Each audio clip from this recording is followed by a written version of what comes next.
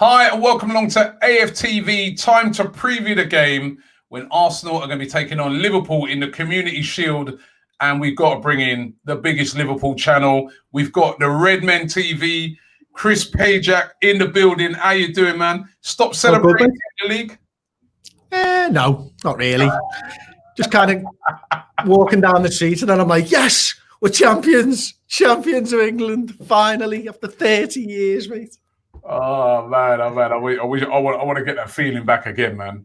I want to get that feeling back. What was it been like actually winning that, but not being there to like when you guys lifted it, no one being there to celebrate it. I saw some fans obviously turn up outside, but it's still not the same. I mean, I could imagine the streets of Liverpool would have been ridiculous had it been a proper, parade and that. It's bittersweet. Like, it's sweet, obviously, but there is a tinge of regret there as well. I think, what you saw the year before, there were 750,000 people on the streets when we brought the European Cup home, and it would have been more than that. It'd have been a million people in a city of 500,000. That's what the global appeal of Liverpool now, and the party would have gone on for days and days and days. And I think for me, I was sad for the players. I mean, they deserve the adulation of the fans in the stadium or whatever, you know what I mean, and seeing them lift the trophy, and they didn't get any of that. And I think they did a really good job, to be fair, of making the trophy lift as good and as different as maybe this year warranted. But certainly there was a sadness. Now, personally, I was watching that City-Chelsea game. We were doing a live watch-along. So we had 20,000 people watching us live. And in one way, that was cool. That was like, yes, they're not with us, but they were with us and they kind of celebrated it with us, and we got to live that a little bit with people. So it was good for me. And the lockdown was just easing then, wasn't it, where you could have a few people in the garden and stuff. So straight after here, me and the lads went back to ours and we sat up till stupid o'clock drinking and stuff. So we had a good old celebrate afterwards and stuff, mate. It's been good, but I think we want to do it again because we want to do it in stadiums this year. Yeah. Hopefully we can get back into stadiums. Of course, the reason why we're playing each other is because we won the FA Cup. Obviously, you guys are the winners of the league, and the tradition says that opener for the season, which has come around like lightning, is the winners of the league versus the winners of the FA Cup in the Community Shield on Saturday. What sort of team Liverpool going to play? Because you have had a couple of friendlies already, haven't you? Yeah, we've played. Funnily enough, the interesting thing and the different thing again about this season to any other is we've put out two strong sides in our first two friendlies, and that never happens. Normally we play Tranmere, like we do that every year with Tranmere, and it's kids, and you barely know it. There's not hardly any of the first teams. In fact, they're not even there. Salah's on his break normally because he's had international football. Mane, they're all on breaks. But this time around, Alisson's played, Van Dijk's played in both of them, Gomez, Robertson, they've all played, and the three strikers, but they've played. So it's so strange, but it seems to me that then what that means is against Arsenal at the weekend, it's going to be exactly the same. I think it's going to be Alisson. I think Nico Williams starts for Trent. Gomez, Van Dijk, Robertson, they all start. And then Fabinho, Wijnaldum, Keita, Salah, Mane, Firmino. That's going to be the side, I reckon. Jeez. I know, that's strong. That's literally like the first team. Yeah, and that's what we've been playing. We played Stuttgart. Now, admittedly, they got 45 minutes and then they all changed. But the last game, normally Liverpool are the same as Arsenal, aren't they? They go 40, like when they come back, it's 45 minutes. Then it's another 45 minutes. Then it's maybe 50, 60. But they went 45 minutes, 60. And I'm expecting now 60, 70, because you can make 6 subs in this game in the Community Shield, can't you?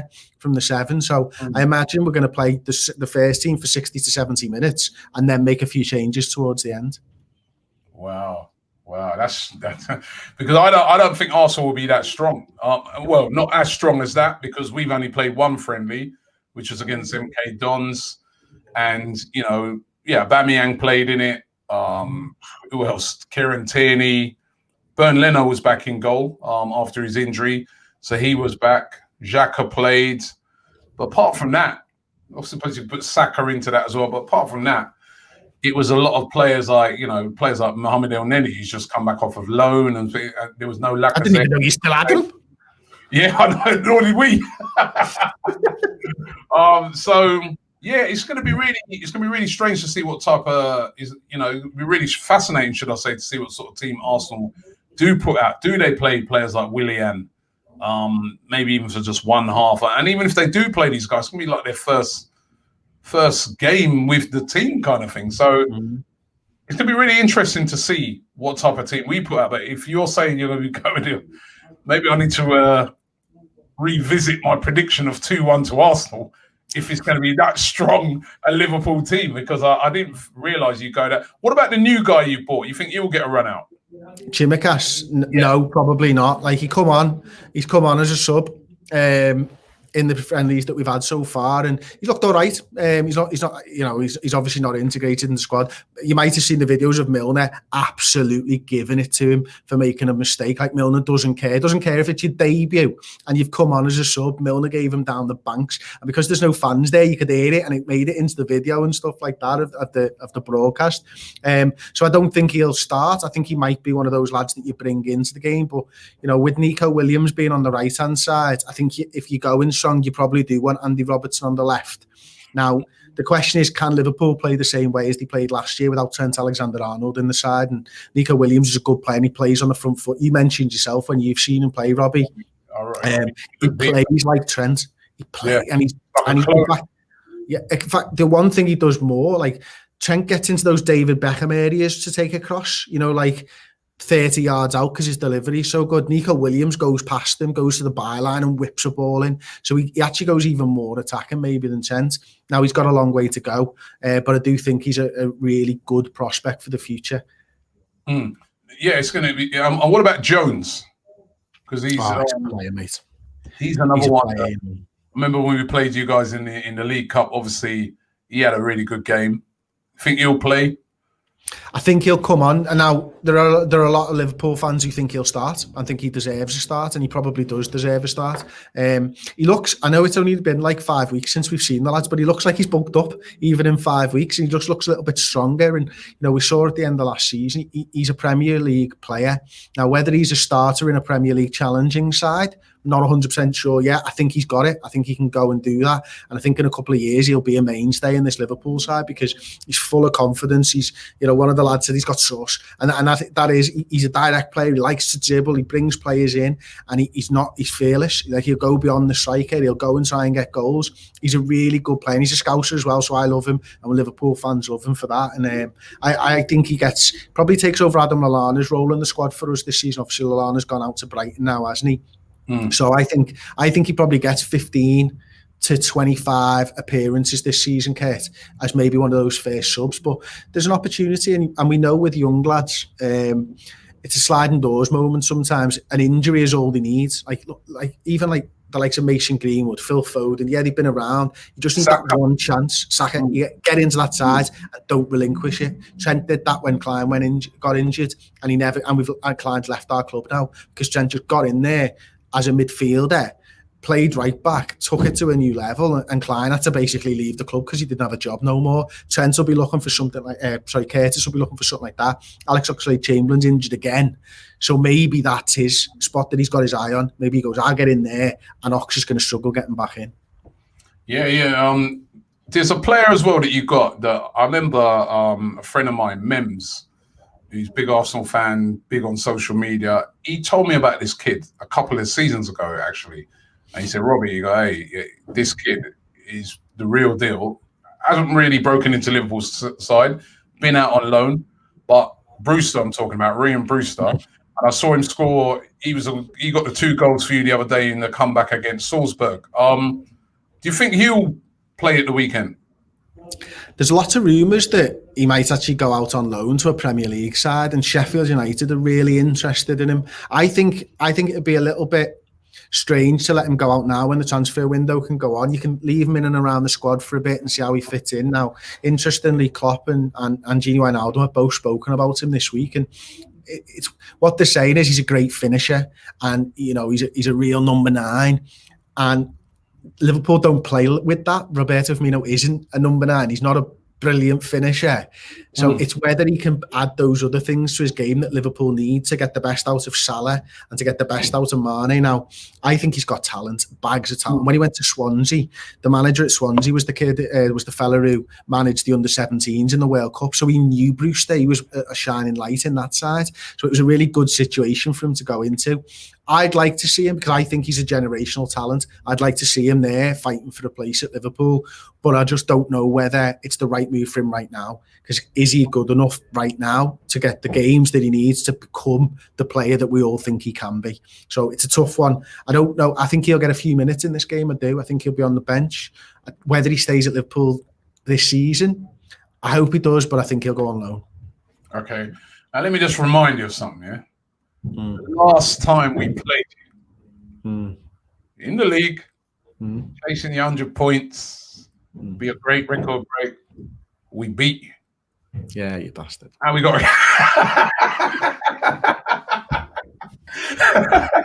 and we got a great record at Wembley as well. So won't be the easiest games for you guys. You know what I mean? I know you've been flying. I know you're champions, but you know, if Arsenal do go to quite a strong team, I mean, when you look at the Arsenal team, what are you looking at and thinking? Where's the areas that you fear? Where are the areas you think? Who are the players that you think could hurt Liverpool? It's Aubameyang, mate. He's just brilliant, isn't he? And he just doesn't need to have a good game to score goals. He doesn't need to be involved. He's one of those strikers. And it's funny, I was listening to, do you remember when Pierre-Emerick went on Jamie Carragher's podcast? Did you listen to that? And now him and Carragher were saying, like, Carragher was like, oh, you know, he used to give me nightmares and all that. He went, the mad thing is, though, when you're a striker, and he said it in his French English accent, I'm not going to even pretend to do one. He's like, you could stop me 30 times, but everyone will remember that goal I scored in the 89th minute that won us the game. And I've had a great game. And that's what Aubameyang does. You know, even if he's not involved, you know, at any point the ball can be played into him. He could skin a man and he'll bend that ball into the net. So he's the player that you fear, because even when he's having a bad game, he can change the game. And so for me, it's him. Other than that, I do like Lacazette. Liverpool were, for the longest time, interested in him. So we always had our eye on Alexander Lacazette, and he's a good player. I really rate Willian, and I know he hasn't put on the shirt yet for you, but whenever Chelsea play us, man, he used to give us a torrid time each and every week. He's just a good player. And now, is he 33 years old? I'd have signed him on a free, personally. I'd have signed him. I wanted Liverpool to kind of have a little pop at him. His wages might have been difficult for us, but yeah, so it's Aubameyang, mate. It's always Aubameyang. Okay, well, listen, predictions. I think Liverpool will win on penalties, because I don't think the game's going to be... I think the game's going to be pretty boring while two teams chase the fitness rather than each other, to be honest with you. Either boring or somebody smashes somebody. You know what I mean? That's how a lot of those sort of very early games end up. But, yeah. So who wins the penalties then? Us. You know what? Willian's a good penalty taker as well, man. If we bring Willian and Aubameyang, we've got two good penalty takers there. You know what I mean? And Lacazette. So we barely get penalties, so we don't get much practice at them. United will win any pen competition because the amount of penalties they've had. Manchester United, you know what I mean? Listen, Chris, thank you very much, mate. Can't wait for fans to come back in. We can be back up at Anfield, taking a game. Even though we've had such a poor record up there over the past few years, I really do miss going to grounds like that. And let's hope we can get back into games soon. But listen, thanks, Robbie. Can I ask you a question, mate? Yeah. Which ground are you most looking forward to going to this season? Because I'll give you mine. Mine's Ellen Road, because I've not been there for years and years and years. Ellen Road is where I was looking forward to going to as well.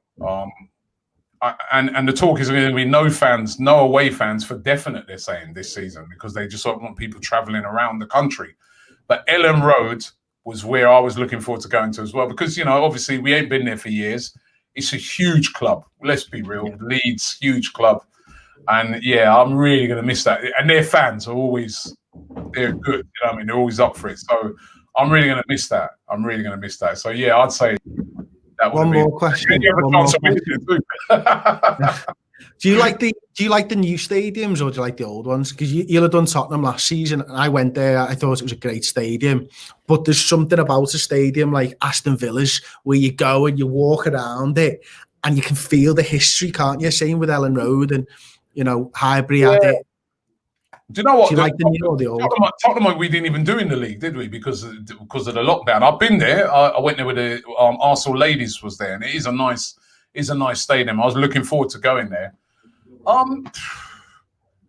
It depends really, because I don't know. Maybe I do like some of the. Where I used to like going? Which stadium I used to like going to? Bournemouth. it's tiny, but you're just right there, right next to the players, and I really used to like there. But then sometimes I do go to some of them old stadiums. You'd be stuck behind a flipping post or something, and you say, "Oh, the feeling of it was nice until I saw this restricted view, like your neighbours, Everton, for instance." Yeah. So I don't know. It's a bit of a mixture for me. Sometimes I like the old. Do you know where I like the old stadiums when we're playing, like in the FA Cup, and like a couple of seasons ago, for instance, we had Preston away. I really enjoyed that. I loved the old stadiums where you've been to a lot of times. You're just like, I just want to see a proper view now. And when I sit down at half time, I'd like a little bit of room. Yeah. Or when I jump up and celebrate, I don't want the whole of my shins torn off because the seat is about just right in front of me. So I'll go for the new stadiums because I've seen them old stadiums already over the years. But if it's in the FA Cup and we're traveling, I love those old stadiums. But thanks, Chris. Don't forget to check out RedMen TV as well. Also did a preview over on their channel as well, #1 Liverpool channel, and we're both looking forward to the game. Absolutely.